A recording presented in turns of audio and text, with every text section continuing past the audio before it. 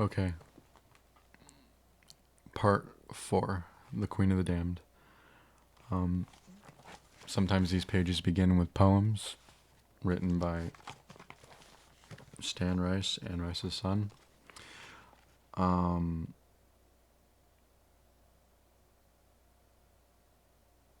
Wings stir the sunlit dust of the cathedral in which the past is buried to its chin in marble.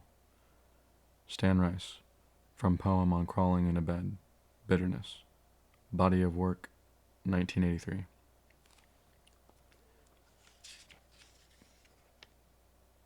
That was 1. 2. In the glazed greenery of hedge and ivy, and in edible strawberries, the lilies are white, remote, extreme. Would they were our guardians, they are barbarians.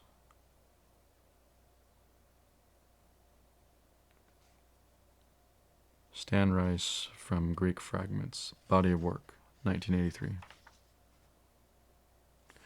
She sat at the end of the table, waiting for them, so still, placid, the magenta gown giving her skin a deep carnal glow in the light of the fire. The edge of her face was gilded by the glow of the flames, and the dark window glass caught her vividly in flawless mirror, as if the reflection were the real thing, floating out there in the transparent night. Frightened.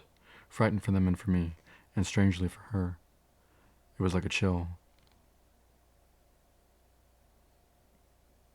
The presentiment for her, the one who might destroy all that I had ever loved. At the door, I turned and kissed Gabriel again and left again. I felt her body collapse against me for an instant, then her attention locked on Akasha. I felt the faint tremor in her hands as she touched my face. I looked at Louis, my seemingly fragile Louis, with his seemingly invincible composure, and at Armand, the urchin with the angel's face. Finally, those you love are simply those you love. Marius was frigid with anger as he entered the room. Nothing could disguise this. He glared at me. I, the one who had slain those poor helpless mortals and left them strewn down the mountain. He knew, did he not? And all the snow in the world couldn't cover it up. I need you, Marius. We need you. His mind was veiled. All their minds were veiled. Could they keep their secrets from her? As they filed into the room, I went to her right hand because she wanted me to, and because that's where I knew I ought to be. I gestured from Gabriel and Louis to sit opposite, close, where I could see them. And the look on Louis's face, so resigned, yet sorrowful, struck my heart. The red-haired woman, the ancient one called Maharet, sat at the opposite side of the table, the end nearest the door. Marius and Armand were at her right. And on her left was the young red-haired one, Jessie. Maharet looked absolutely passive, collected, as if nothing could alarm her. But it was rather easy to see why. Akasha couldn't hurt this creature, or the very old one, Kaiman, who sat down to my right. The one called Eric was terrified. It was obvious. Only reluctantly did he sit at the table at all. Mael was afraid too, but it made him furious. He glowered at Akasha, as if he cared nothing about hiding his disposition, and Pandora, beautiful, brown-eyed Pandora, she looked truly uncaring as she took her place beside Marius. She didn't even look at Akasha. She looked through the glass walls, her eyes moving slowly, lovingly as she saw the forest, the layers and layers of dim forest, with their dark streaks of redwood bark and prickling green. The other one who didn't care was Daniel. This one I'd seen at the concert too. I had guessed that Armand had been with him. Hadn't picked up the faintest indication that Armand was there, and to think, whatever we might have said to each other, it was now lost forever. But that couldn't be, could it? We could have our time together, Armand and I, and all of us. Daniel knew it. Pretty Daniel, the reporter with his little tape recorder with Louis in a room on Divisadero Street. Divisadero Street with had somehow started all of this. That's why he looked so serenely at Akasha. That's why he explored it moment by moment. I looked at the black-haired Santino, a rather regal being, who was appraising me in a calculating fashion. He wasn't afraid either, but he cared desperately about what happened here. When he looked at Akasha, he was awed by her beauty. It touched some deep wound in him. Old faith flared for a moment. Faith that had meant more to him than survival, and faith that had been bitterly burnt away. No time to understand them all, to evaluate the links which connected them, to ask the meaning of the strange image, the two red-haired women of the body of the mother, which I saw again, in a glancing flash when I looked at Jessie. I was wondering if they could scan my mind and find in it all the things I was struggling to conceal, the things I unwittingly concealed from myself. Gabriel's face was unreadable now. Her eyes had grown small and gray, as if shutting out all the light and color. She looked from me to Akasha and then back again, as if trying to figure something out. And a sudden terror crept over me. Maybe it had been there all the time. They would never yield either. Something inveterate, I don't know what that word means, would prevent it, just as it had with me, and some fatal resolution would come before we left this room. For a moment, I was paralyzed. I reached out suddenly and took Akasha's hand. I felt her fingers close delicately around mine. "Be quiet, my prince," she said, unobtrusively and kindly. "What you feel in this room is death, but it is death of the beliefs and strictures, nothing more." She looked at Maharet. She's got a big vocabulary. And Rice. Maharet looked as lifeless and passive as a living thing can.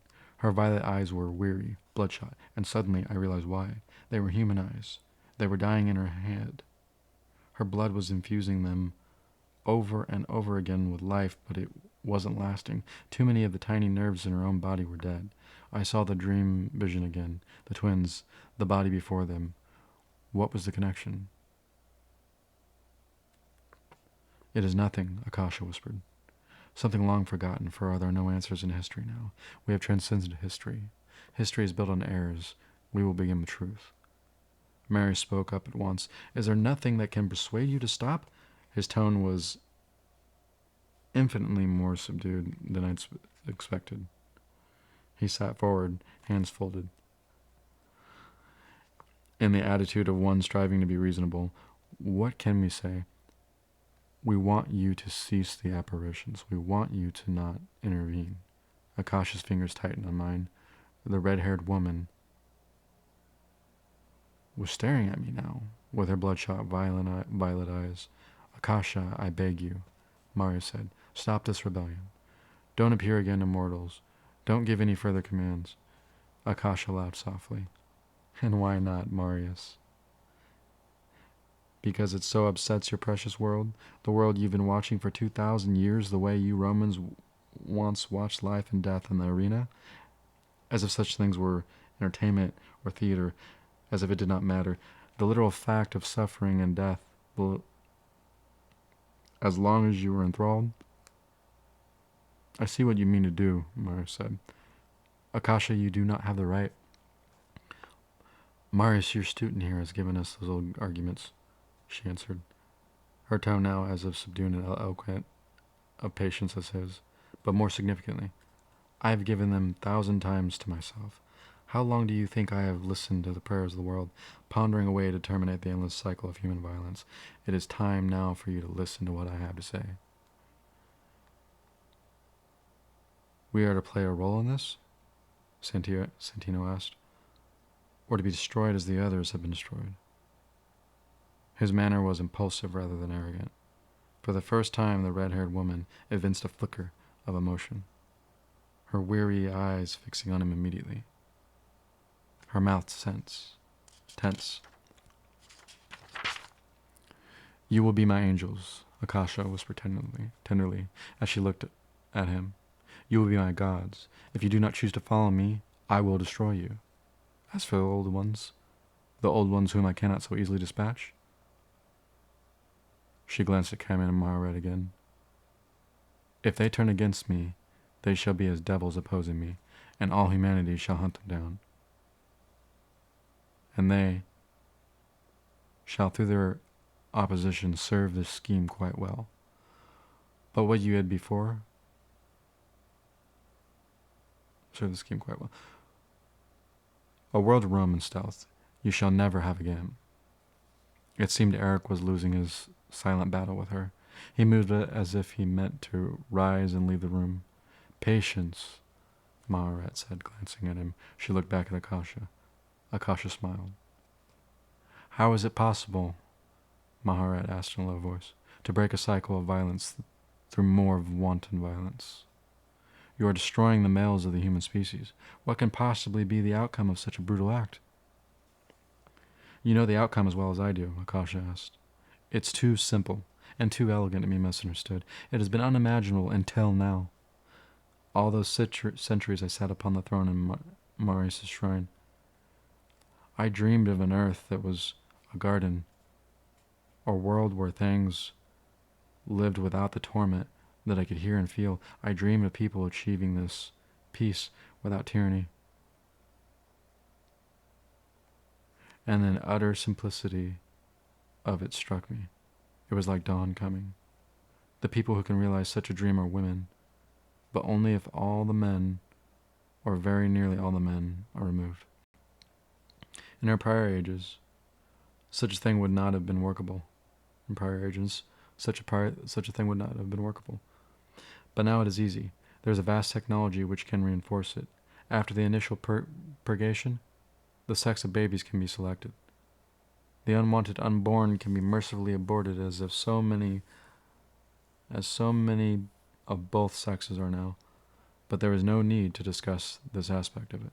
Really, you are not fools, any of you, no matter how emotional or impetuous you are. You know, as I know, that there will be universal peace if the male population is limited to 1 per 100 women. All forms of random violence will very simply come to an end. The reign of peace will be something the world has never known. Then the male population can be increased gradually. But for the conceptual framework to be changed, the males must be gone. Who can dispute that? It may not even be necessary to keep the 1 in 100, but it would be generous to do so. And so I will allow this. At least as we begin, I could see that Gabriel was about to speak. I tried to give her a silent signal to be quiet, but she ignored it. "All right, the effects are obvious," she said. "But when you speak in terms of wholesale extermination, the questions of peace become ridiculous. You're abandoning 1/2 of the world's population. If men and women were born without arms and legs, this might be a peaceful world as well. The men deserve what will happen to them. As a species, they will reap what they have sown. And remember, I speak of a temporary cleansing, a retreat, as it were. It's the simplicity of it, which is beautiful. Collectively, the lives of these men do not equal the lives of women who have been killed at the hands of men over the centuries. You know it, and I know it. Now, tell me, how many women over the centuries have fallen at the hands of women? If you brought back to life every man slain by a woman, do you think these creatures would fill even this house?" But you see these points, don't you? Again, we know what I say is true. What matters? What is relevant and even more exquisite than the proposition itself is what we now have the means to make it happen. We now have the means to make it happen. I am indestructible. You are equipped to be my angels, and there is no one who can oppose us with success. "That's not true," Maharet said. A little flash of anger color Akasha's cheeks. A glorious blush of red that faded and left her inhuman looking as before. You were saying that you can stop me? She asked, her mouth stiffening. You are rash to suggest this. Will you suffer the death of Eric and Mal and Jessica for such a point? Maharat didn't answer. Mal was visibly shaken, but with anger, not fear. He glanced at Jessie, Maharat, and then at me. I could feel his hatred. Akasha continued to stare at Maharat. Oh, I know you, believe me. Akasha went on, her voice softening slightly. I know how you have survived throughout all the years and changed. I have seen you 1,000 times in the eyes of others. I know you dream now that your sister lives. And perhaps she does. In some pathetic form. I know your hatred of me has only festered, and you reach back in your mind all the way back to the very beginning, as if you could find some rhyme or reason for what is happening now. But, as you yourself told me long ago, when we talked together in a place of mud brick on the banks of the Nile River, there is no rhyme or reason. There is nothing. There are things visible and invisible, and horrible things can befall the most innocent of us all. Don't you see? This is crucial to what I do now, as all else. Again, Maharat didn't answer. She sat rigid, only her darkly beautiful eyes showing a faint glimmer of what might have been pain. I shall make the rhyme and reason, Akasha asked, with a trace of anger. I shall make the future. I shall define goodness. I shall define peace. And I don't call on mythic gods or goddesses or spirits to justify my actions on abstract morality. I do not call on history either. I don't look for my mother's heart and brain in the dirt. A shiver ran through the others. A little bitter smile played on Santino's lips, and protectively, it seemed. Louis looked towards the mute figure of Maharat. Marius was anxious lest this go further. Akasha, he said in entreaty, even if it could be done, even if mortal populations did not rise against you, and the man did not find some way to destroy you long before such a plan could be accomplished, you're a fool. Marius, or you think I am? Don't you think I know what this world is capable of? What absurd mixture of the savage and technologically astute makes up the mind of modern man? My queen, I did not know. I don't think you know it, Marius said. Truly, I don't think you can hold in your mind the full conception of what the world is. None of us can. It is too varied, too immense. We seek to embrace it with our reason, but we can't do it. You know a world, but it is not the world. It is the world you have selected from a dozen other worlds for reasons within yourself. She shook her head, another flare of anger. Don't try my patience, Marius, she said. I spared you for a simple reason. Lestat wanted you spared, and because you are strong, and you can be of help to me. But what is all there? But that is all there is to it, Marius. Tread with care.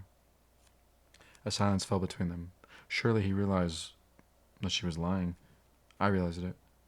She loved him, and it humiliated her. And so she sought to hurt him, and she had, silently. He swallowed his rage.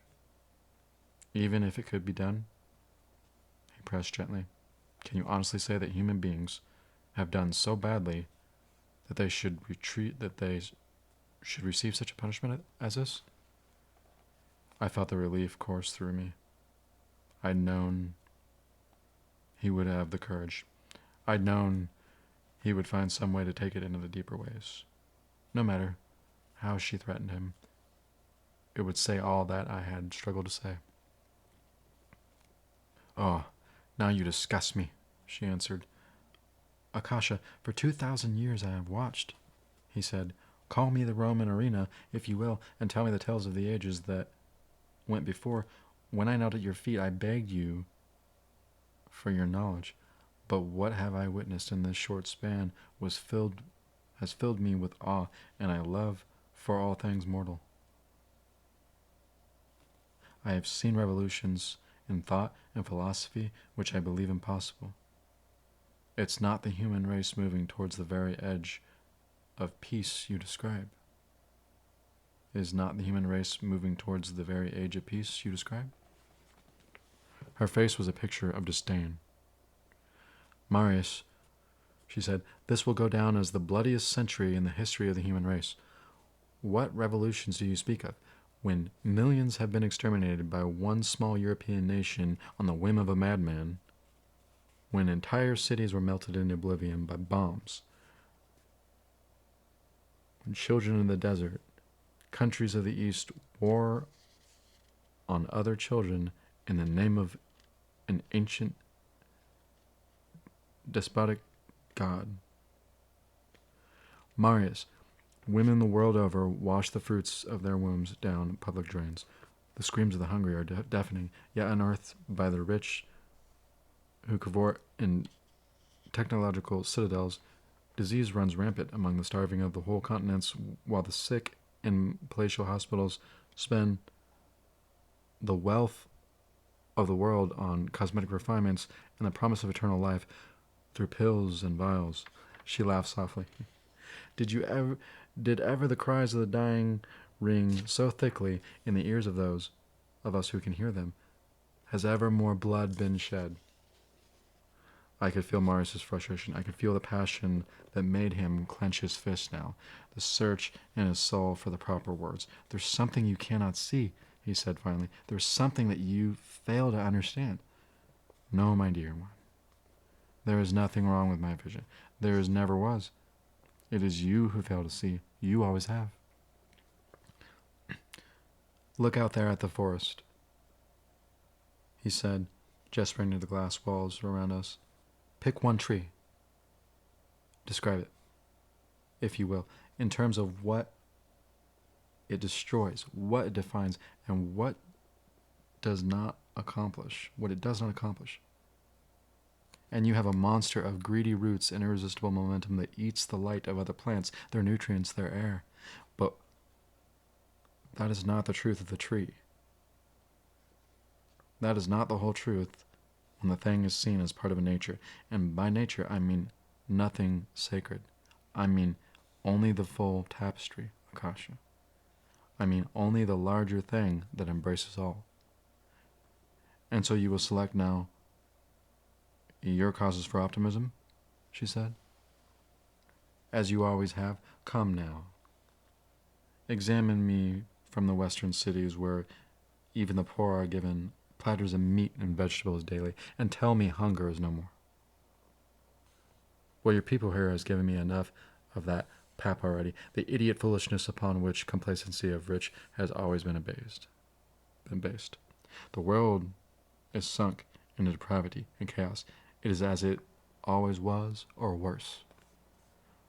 Ah, no, not so, he said adamantly. Men and women are learning animals. If you do not see what they have learned, you're blind. They are creatures of ever-changing, ever-improving, ever-expanding their vision and the capacity of their hearts. You are not fair to them when you speak of this as the most bloody century. You are not seeking the light that shines ever so more radiantly on account of the darkness. You are not seeing the evolution of the human soul. He rose from his place at the table and came around towards her on the left-hand side. He took the empty chair behind her and Gabriel, and then he reached out and he lifted her hand. I was frightened watching him. Frightened she wouldn't allow him to touch her, but she seemed to like this gesture. She only smiled. True, what you say about war, he said, pleading with her, and struggling with her dignity at the same time. Yes, and the cries of the dying, I too have heard them. We all have heard them through all the decades, and even now the world is shocked by daily reports of armed conflict, but it is outcry against these horrors which is the light I speak of. It's the attitudes which were never possible in the past. It is the intolerance of thinking men and women in power who, for the first time in the history of the human race, truly want to put an end to injustice in all forms. You speak of the intellectual attitudes of a few. No, he said. I speak of challenging philosophy. I speak of idealism from which realities will be born. Akasha, flawed as they are, they must have the time to perfect their own dreams. Don't you see? Yes, it was Louis who spoke out. My heart sank so vulnerable. Were she to turn her anger on him, but in his quiet and refined manner he was going on.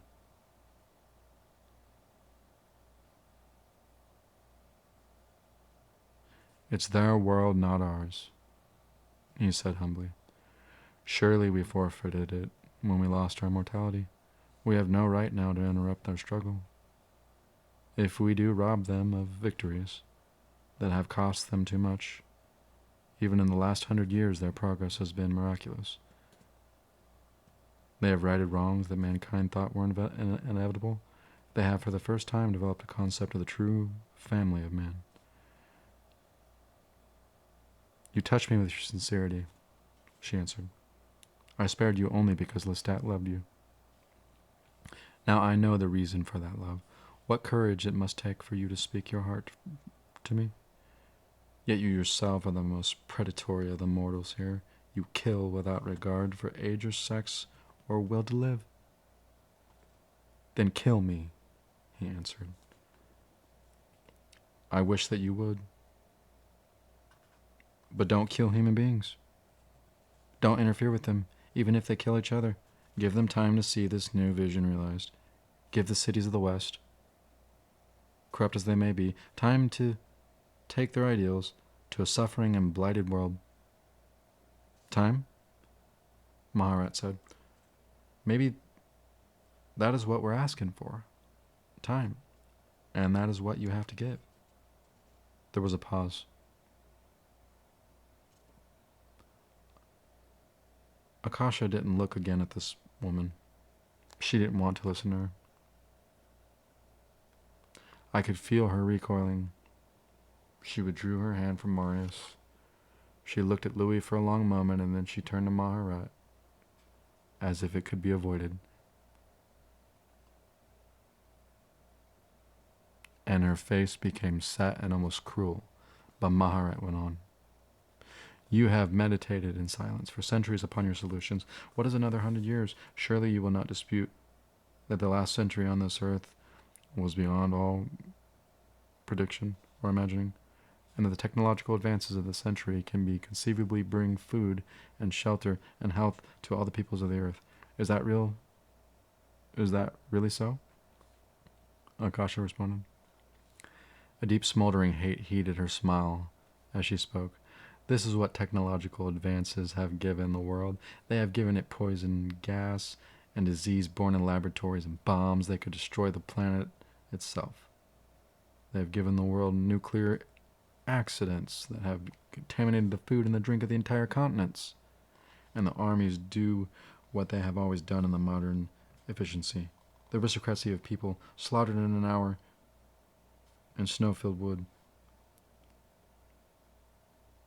The intelligentsia of a nation, including all those who wore eyeglasses, systematically shot. In the Sudan, women are still habitually mutilated to be made pleasing to their husbands. In Iran, the children run into the fire of guns. This cannot be all you've seen, Marius said. I don't believe it. Akasha, look at me. Look kindly on me. And what I'm trying to say, it doesn't matter whether or not you believe it, she said with sustained anger. You have accepted what I've been trying to tell you. You haven't accepted what I've been trying to tell you. You have not yielded to the exquisite image I've presented to you, to your mind. Don't you realize the gift I offer you? I could save you. And what What if I don't do this thing? A blood drinker? A killer? I'd never heard a voice so heated as Marius. As Marius started to answer, she gestured imperiously for silence. She looked at Santino and at Armand. You, Santino, she said, you were governed the Roman children of darkness. You who govern the Roman children of darkness, when they believed they did God's will as the devil's henchmen. Do you remember what it is like to have a purpose? And you, Armand, the leader of the old Paris coven, remember when you were a saint of darkness? Between heaven and hell, you had your place. I offer you again, and it is no delusion. I offer you that again. Can you not reach for your lost ideals? Neither answered her. Santino was horror-struck. The wound deep inside him was bleeding. Armand's face revealed nothing but despair. A dark, fatalistic expression came over her. This was futile. None of them would join her. She looked at Marius. Your precious mankind, she said. It has learned nothing in 6,000 years. You speak to me of ideals and goals. There were men in my father's court in Europe who knew the hungry ought to be fed. Do you know what your modern mortals? Televisions are tabernacles of the miraculous, and helicopters are its angels of death. All right, then, what would you be? Marius said. His hands were trembling. You don't believe that the women are going to fight for their men? She laughed, turned to me. Did they fight in Sri Lanka?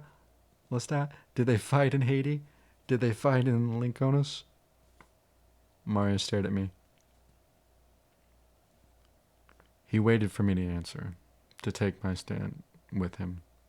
I wanted to make arguments, to reach the threads he'd given me and take it further, but my mind went blank. Akasha, I said, don't continue this bloodbath. Please, don't lie to human beings or befuddle them anymore.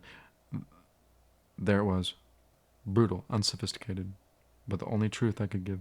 Yes, for the essence of it, Marius said, this tone careful again, fearful and pleading. It's a lie, Akasha. It's another superstitious lie. Have we not had enough of them? And now all times when the world's waking from its old illusions, when it was thrown off the old gods, a lie, she asked. She drew back as if it had hurt her. What is the lie? Did I lie when I told them I would bring a reign of peace on earth? Did I lie when I told them I was the one who had been waiting for, you had been waiting for? They had been waiting for? No, I didn't lie. What I can do is give them the first bit of truth that they've ever had. I am what they think I am. I am eternal and all-powerful, and shall protect them. Protect them? Marius asked. How can you protect them from their most deadly foes? What foes? Disease, my queen. Death. You are no healer. You cannot give life or save it, and they will expect such miracles. All you can do is kill. Silence. Stillness. Her face suddenly as lifeless as it had been in the shrine.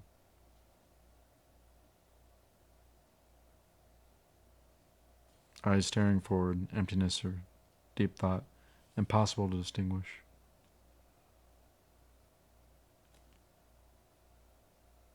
No sound but the wood shifting and falling into the fire. Akasha, I whispered. Time the thing that Maharat asked for, a century. So little to give. Dazed, she looked at me. I could feel death breathing on my face. Death, close, as it had been years and years when the wolves tracked me into the frozen forest, and I couldn't reach up high enough for the limbs of the barren trees. You are my enemies, aren't you? She whispered. Even you, my prince, you are my enemy. My lover and my enemy at the same time. I love you, I said, but I can't lie to you. I cannot believe in it. It is wrong. It is the very simplicity and the elegance which make it so wrong. Her eyes moved rapidly over the faces. Eric was on the verge of panic again, and I could feel the anger cresting on Mael. Is there not one of you who would stand with me? She whispered. Not one who would reach for that dazzling dream? Not even one is ready to forsake his or her small and selfish world? Her eyes fixed on Pandora. Ah, you poor dreamer, grieving for your lost humanity. Would you not be redeemed? Pandora stared as if through a dim glass. I have no taste for bringing death, she answered in an even softer voice. It is enough for me to see it in the falling leaves. I cannot believe good things can come from bloodshed. For that's the crux, my queen. Those horrors happen still, but good men and women everywhere deplore them. You would reclaim such methods. You would exonerate them and bring the dialogue to an end.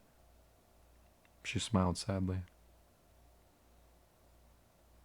I am a useless thing to you. I have nothing to give. Akasha didn't respond. Then her eyes moved over the others again. She took the measure of Mael, of Eric, of Jesse. Akasha, I said, history is a litany of injustice. No one denies it. But when has a simple solution ever been anything but evil? Only in complexity do we find answers. Through complexity, men struggle towards fairness. It is slow and clumsy, but it's the only way. Simplicity demands too great a sacrifice. It always has. Yes, Marius said. Exactly. Simplicity and brutality are synonymous in philosophy and in actions. It is brutal what you propose. Is there no humility in you?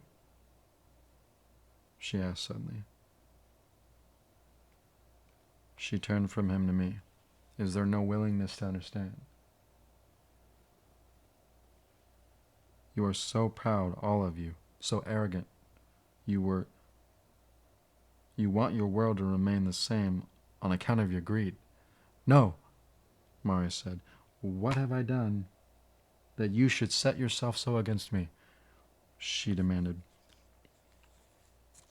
She looked at me, then at Marius, and finally to Maharat.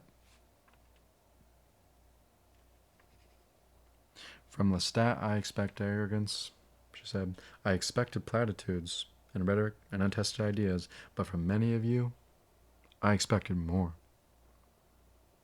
Oh, how you disappoint me. How can you turn from the destiny that awaits you? You who could be saviors. How can you deny what you have seen? But they'd want to know what we really are, Santino said. And once they did know, they'd rise against us. They'd want the immortal blood as they always do.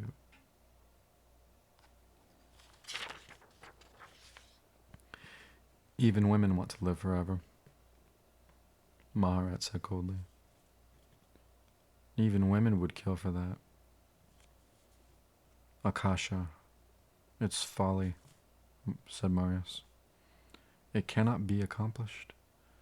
For the Western world not to resist would be unthinkable. It is savage and primitive vision, Maharat said with cold scorn. Akasha's face darkened again with anger.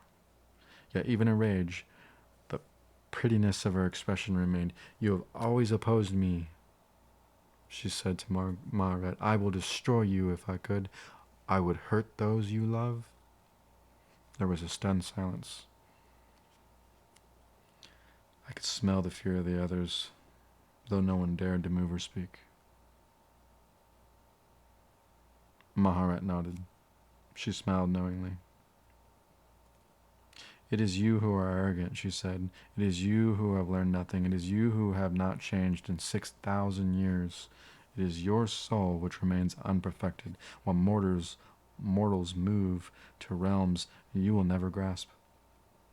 In your isolation, you dream dreams of thousands of mortals. Your dreamed dreams as thousands of immortals have done, protected from all scrutiny or challenge, and you emerge from your silence, ready to make these dreams real for the world? You bring them here to this table, among a handful of your fellow creatures, and they crumble. You cannot defend them. How could anyone defend them? And you tell us we deny what we see? Slowly Maharet rose from the chair. She leaned forward slightly, her weight resting on her fingers as they touched the wood. Well, I'll tell you what I see, she went on. 6,000 years ago, while men believed in spirits, an ugly and irreversible accident occurred. It was awful in its own way, and as the monstrous born now and then to mortals which nature does not suffer to live. But you, clinging to life, and clinging to your will, and clinging to your royal prerogative, refuse to take that awful mistake with you to an early grave. To sanctify it, that was your purpose. To spin a great and glorious religion, and that is still your purpose now. But it was an accident, finally, a distortion, and nothing more. And now look at the ages since the dark and evil moment. Look at other religions founded upon magic, founded upon apparition or voice from the clouds, founded from intervention of the supernatural in one guise or another. Miracles, revelations, a mortal man rising from the dead. Look at the effect of your religions, these movements that have swept up millions with their fantastical claims. Look at what they have done to humanity. Look at the wars fought on account of them. Look at the persecutions, the massacres. Look at the pure enslavement of reason. Look at the prince of faith. Look at the price of faith and zeal. And you tell us of children dying in the eastern countries in the name of Allah as the guns crackle and the bombs fall?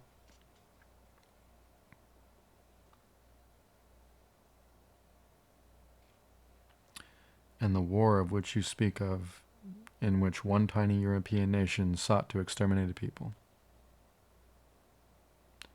In the name of what grand spiritual design for a new world has that done?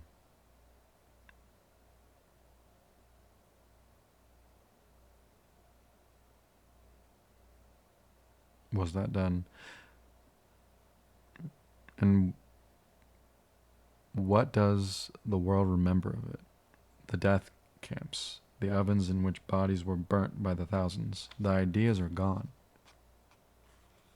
I tell you, we would be hard put to determine what is more evil. Religion or the pure idea. The intervention of the supernatural or the elegant, simple, abstract solution. Both have bathed this earth in suffering. Both have brought the human race literally and figuratively to its knees. Don't you see? It is not man who is the enemy of the human species. It is the irrational. It is the spiritual. When it is divorced from the material, from the lesson in one beating heart or one bleeding vein, you accuse us of greed. Ah, but our greed is our salvation. Because we know what we are, we know our limits, and we know our sins. You have never known yours. You would begin it all again, wouldn't you? You would bring a new religion, a new revelation, a new wave of superstition and sacrifice death. You lie, Akash answered, her voice barely able to contain her fury. You betray the very beauty I dream of. You betray it because you have no vision, you have no dreams. The beauty is out there, Maharat said. It does not deserve your violence. Are you so merciless that the lives you would destroy mean nothing? It was always so. The tension was unbearable. The blood sweat was breaking out on my body. I could see the panic all around. Louis had bowed his head and covered his face with his hands. Only the young Daniel seemed hopelessly enraptured. And Armand merely gazed at Akasha, as if it were all sort of out of his hands.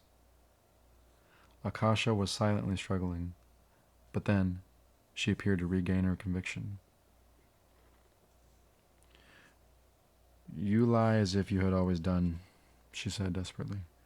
But it does not matter whether you fight on my side. I will do what I mean to do. I will reach back over the millennia. I will redeem that long ago moment, the long ago evil which you and your sister brought into our land. I will reach back and raise it up in the eyes of the world until it becomes the Bethlehem of the new era, and peace on earth will exist at last. There is no great good that has ever done without sacrifice and courage, and if you all turn against me, if you all resist me, then I shall make of a better metal the angels I require. No, you will not do it, Maharat said. Akasha, please, Marius asked. Grant us time. Agree only to wait to consider. Agree that nothing must come from this moment. Yes, I said. Give us time. Come with me. Let us go together out there. You and I and Marius. Out of dreams and visions and into the world itself. Oh, how you insult me and belittle me, she whispered. Her anger was turned on Marius, but it was about to turn on me. There were so many things, so many places, he said, that I want to show you. Only give me a chance. Akasha, for 2,000 years I cared for you. I protected you. You protected yourself. You protected the source of your power, the source of your evil. I'm imploring you, Marius said.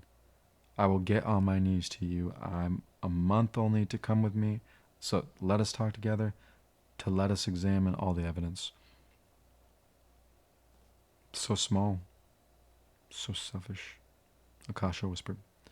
And you feel no debt to the world that made you what you are, no debt to give it now the benefit of your power, to alchemize yourself from devils into gods?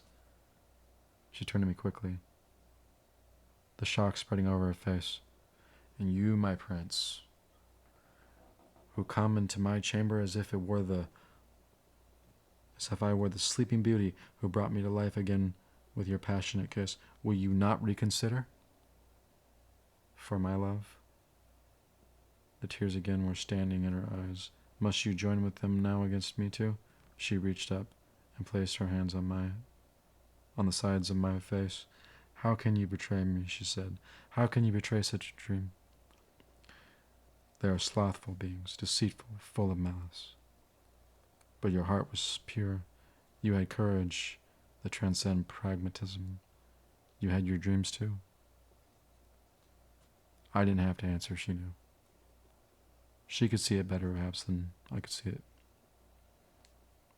And all I saw was the suffering in her black eyes, the pain, the incomprehension, and the grief she was already experiencing for me. It seemed she couldn't move or speak suddenly, and there was nothing I could do now, nothing to save them or me. I loved her, but I couldn't stand with her. Silently, I begged her to understand and forgive. Her face was frozen, almost as if the voices had reclaimed her. As if I were standing before her throne in the path of the changeless gaze. I will kill you first, my prince, she said, her fingers caressing me more gently. I want you gone from me. I will not look into your face and see this betrayal again. Harm him, and that shall be our signal, Maharat whispered. We shall move against you as one. And you move against yourselves, she answered, glancing at Maharat. When I finish with this one I love, I shall kill those you love. Those who should be dead already. I shall destroy all those whom I can destroy. But who can destroy me? Akasha, Marius whispered. He rose and came towards her, but the move in the blink of an eye and knocked him to the floor. But she moved with the blink of an eye and knocked him to the floor. I heard him cry out as he fell. Santina went to his aid. Again, she looked at me, her hands closed on my shoulders gently and lovingly as before. And through the veil of my tears I saw her smile sadly. My prince, my beautiful prince, she said. Kaiman rose from the table. Eric rose. Amael. And then the young one rose. And lastly Pandora. We moved to Marius' side. She released me. And she too rose to her feet. The night was so quiet, suddenly, that the forest seemed to sigh against the glass.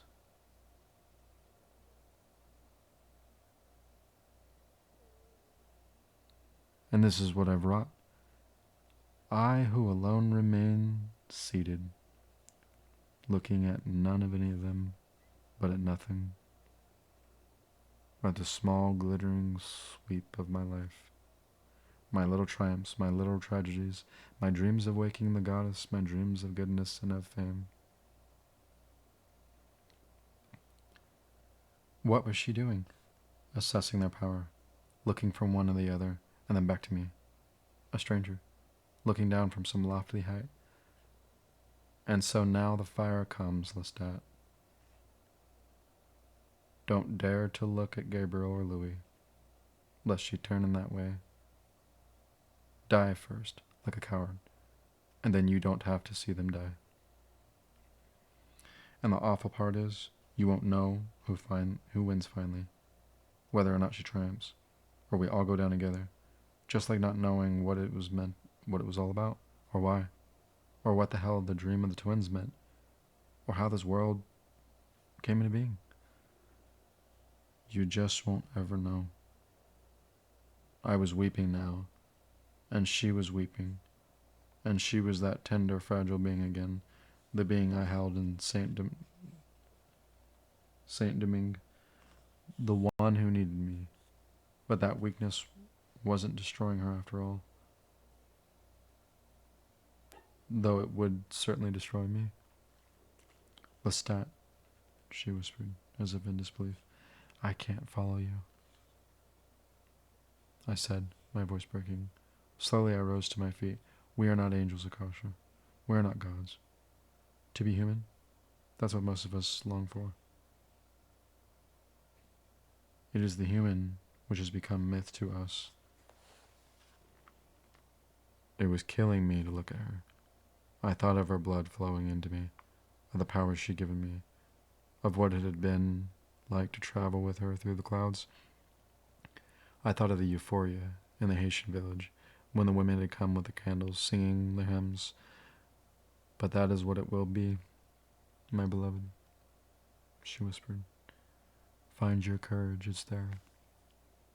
The blood tears were coming down her face. Her lip trembled, and the smooth flesh of her forehead was creased with those perfectly straight lines of utter distress. Then she straightened. She looked away from me, and her face went blank, beautifully smooth again. Then she straightened. She looked away from me, and her face went blank and beautifully smooth again. She looked past us, and I felt she was reaching for the strength to do it, and the others had better act fast. I wished for that, like sticking a dagger into her. They had better bring her down now, and I could feel the tears sliding down my face.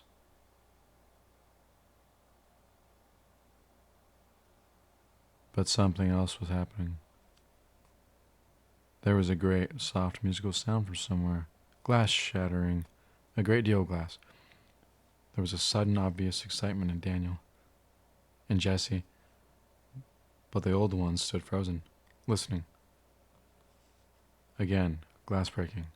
Someone entering by one of the many portals of the rambling house. She took a step back. She quickened as if seeing a vision, and a loud, hollow sound filled the stairwell. Beyond the doorway, someone down below in the passage.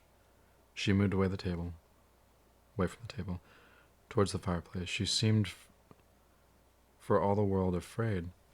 Was this possible? Did she know who was coming? And was it another old one? And was that who she feared? That more could accomplish what these few could not? It was nothing so calculated. Finally, I knew it. She was being defeated inside. All courage was leaving her. It was the need, the loneliness. After all, it had begun with my resistance, and I had deepened it. And then I had dealt her yet another blow, and now she was transfixed by this loud, echoing, and impersonal noise. Yet she did not know who this person was. I could sense it, and the others knew, too. The noise was growing louder. The visitor was coming up the stairs. The skylight and the old iron pylons reverberated with the shock of each heavy step. But who is it? I said suddenly. I could stand it no longer. There was the image again. The image of the mother's body and the twins. Akasha, Mari said, give us the time we asked for. Forswear the moment. That is enough. Enough of what? Akasha cried sharply, almost savagely. For our lives, Akasha, he said, for all our lives. I heard Kaiman laugh softly, the one who hadn't spoken even once. The steps had reached the landing. Maharat stood at the edge of the open doorway, and Mael was beside her. I haven't even seen them move.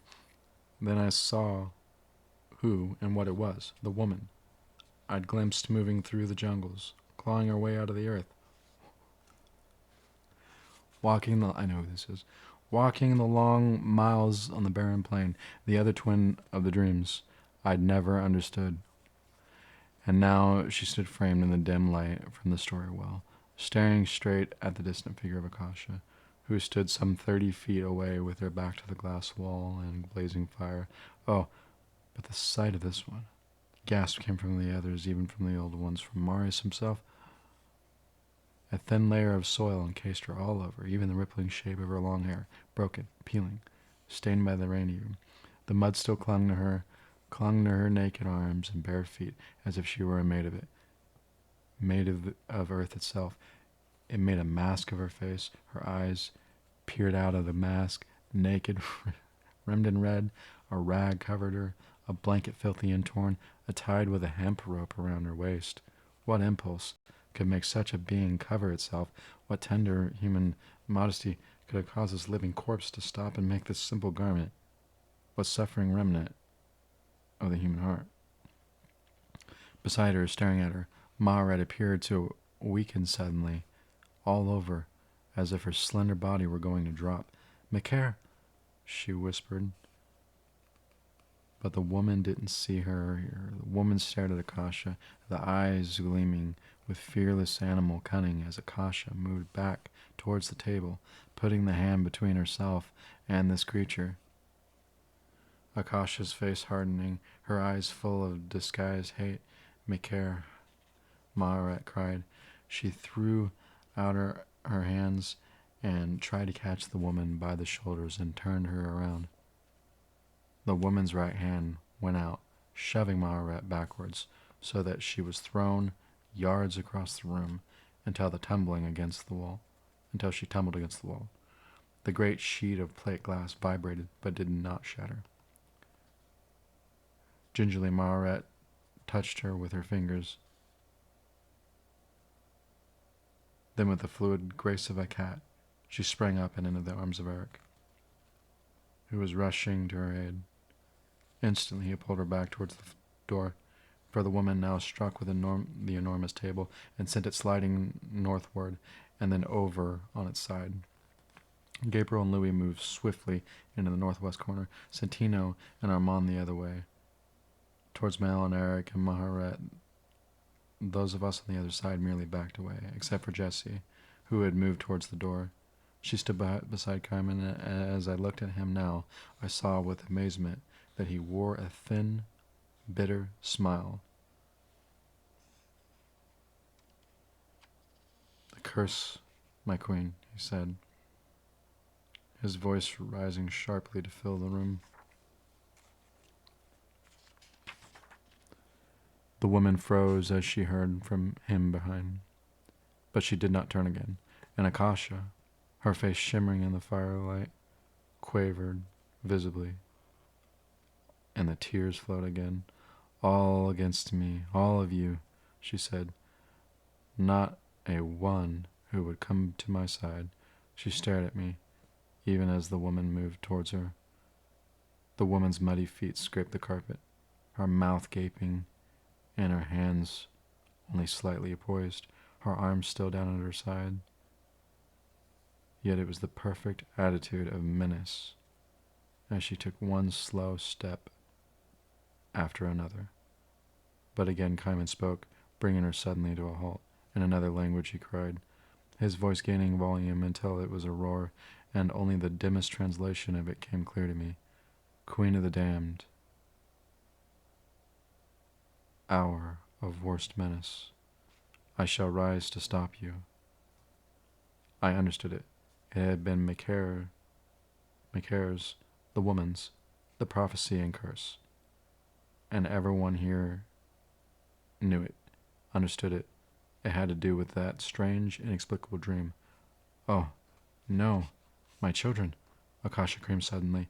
"It is not finished."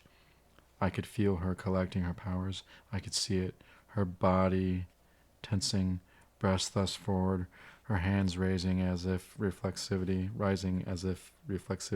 fingers curled. The woman was struck by it, shoved backwards, but instantly resisted, and then she straightened her eyes widening, and she rushed forward, so swiftly I couldn't follow it, her hands out for the queen. I saw her fingers caked with mud. Streaking towards Akasha, I saw Akasha's face as she was caught by her long black hair. I heard her scream, then I saw her profile, as her head struck the western window and shattered it, the glass crashing down in great dagged shards. A violent shock passed through me. I could neither breathe nor move. I was falling to the floor. I couldn't control my limbs. Akasha's headless body was sliding down the fractured glass wall, the shards still falling around. Blood streamed down the broken glass behind her, and the woman held Akasha's severed head by the hair. Akasha's black eyes blinked, widened, her mouth open as if to scream again, and then the light was going out all around me, as if the fire had been extinguished, only it hadn't. As I rolled over on the carpet, crying, my hand clawing at it involuntarily, I saw the distant flames through a dark rosy haze. I tried to lift my weight. I couldn't. I could hear Marius calling to me, Marius silently calling me only by name. Then I was rising, just a little, and all my weight pressed against my aching arms and hands. Akasha's eyes were fixed on me. Her head was lying there, almost within my reach, and the body lay on its back, blood gushing from the stump of the neck. Suddenly the right arm quivered, and it was lifted. Then it flopped back down on the floor, and then it rose again, the hand dangling. It was reaching for the head. I couldn't help it.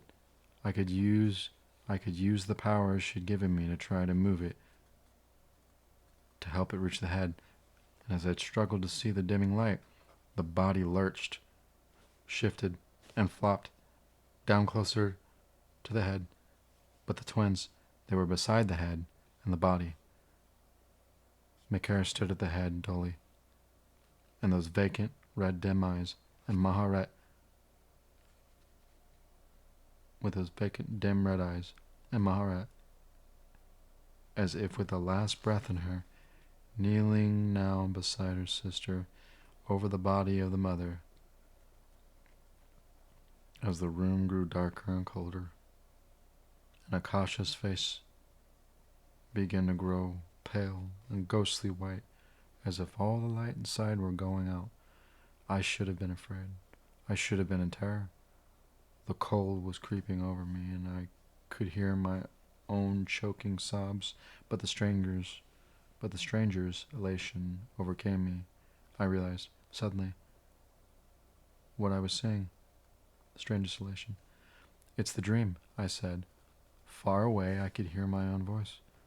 The twins, the body of the mother. The twins and the body of the mother. Do you see it? The image from the dream. Blood spread out from Akasha's head into the weave of the carpet. Maharet was sinking down, her hands out flat, and Makara too had weakened and bent down over the body.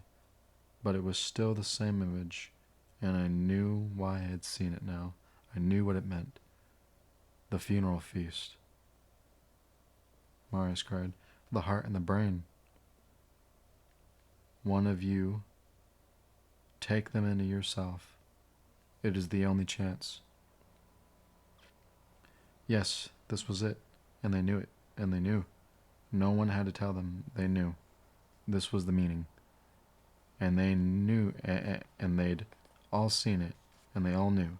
Even as my eyes were closing, I realized it, and this lovely feeling deepened, this sense of completeness, of something finished at last, of something known. Then I was floating in the ice-cold darkness again, as if I were in Kasha's arms and were rising into the stars. A sharp crackling sound brought me back, not dead yet, but dying.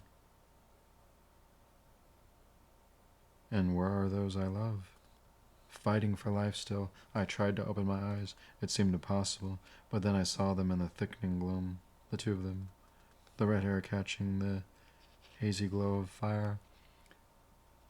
fire, the one holding the bloody brain in her mud-covered fingers, and the other, the dripping heart.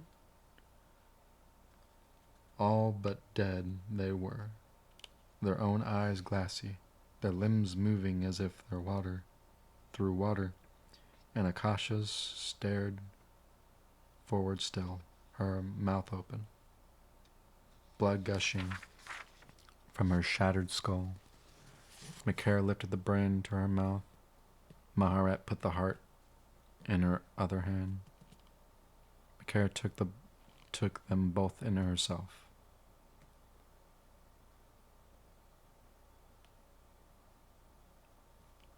Darkness again. No firelight. No point of reference. No sensation except pain.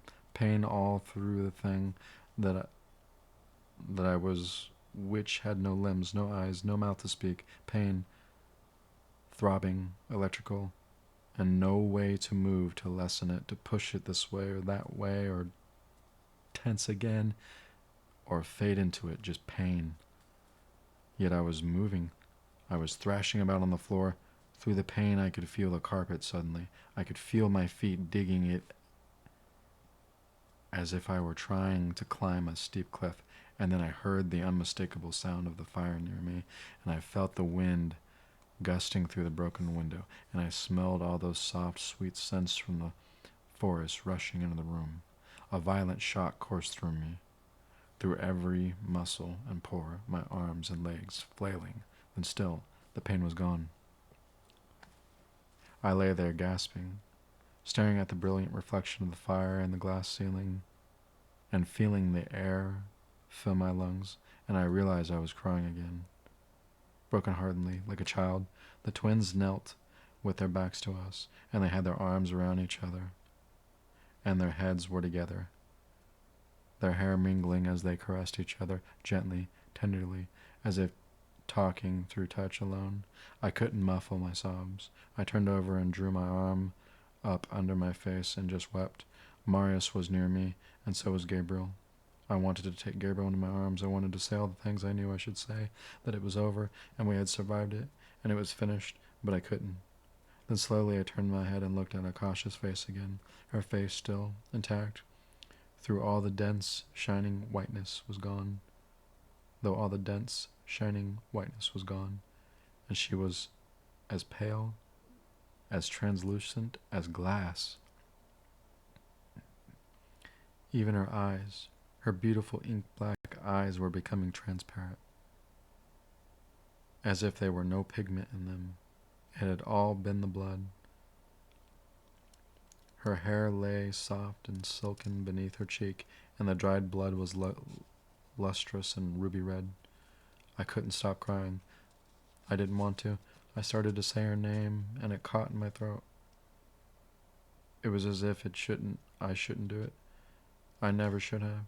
I never should have gone up those marble steps and kissed her face in the shrine. They were all coming to life again, the others. Armand was holding Daniel and Louis, who were both groggy and unable yet to stand, and Kaiman had come forward with Jessie beside him, and the others were all right, too. Pandora, trembling, her mouth twisted and crying, stood far apart, hugging herself as if it were cold, and the twins turned around and stood up now, Maharat's arm around Macaire, and Macaire stood forward.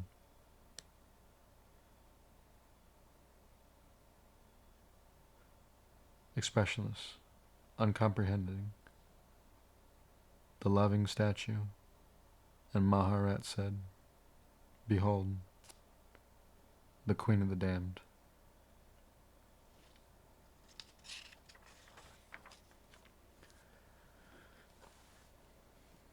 Part 5, World Without an End. MM. I'll be reading that next.